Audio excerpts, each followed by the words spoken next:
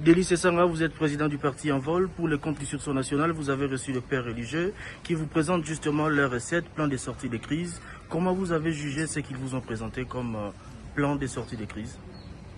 D'abord, il faut dire qu'aujourd'hui, la logique exclusivement militaire du tout militaire a montré ses limites et qu'aujourd'hui, la solution est essentiellement politique et diplomatique. Et il faut explorer toutes les voies pour qu'une telle solution qui épargne à la fois les vies de nos concitoyens et préserve la stabilité de notre pays et l'intégrité de notre territoire par-dessus tout, puisse voir le jour en associant toutes les ressources.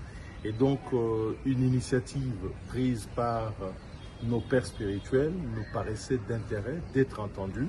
Nous avons formulé, en ce qui nous concerne, un certain nombre de préalables, mais aussi un certain nombre de contributions pour pouvoir notamment faire face à des écueils que nous avons rencontrés par le passé et répondre aux contraintes de la situation telle qu'elle se présente aujourd'hui. Mais quels sont ces préalables quand par exemple le père prévoit justement des discussions avec ceux qui sont qualifiés de terroristes? On parle de 3000 personnes tuées du fait de leur activisme. Quels sont vos préalables?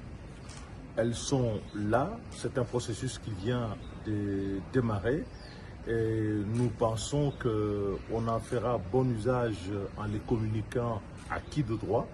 Parce que dans ce processus, il y a des responsabilités. Il y a des gens qui ont pris des décisions pour qu'on en arrive là où nous sommes.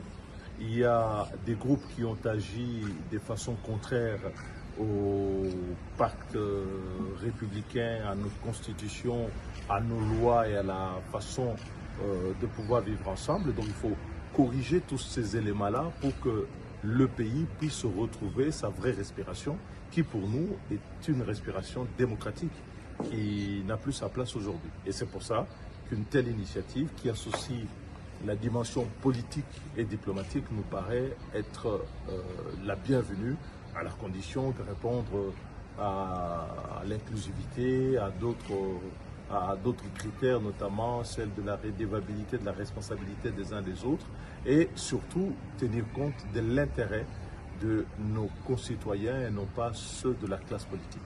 Merci beaucoup. Merci.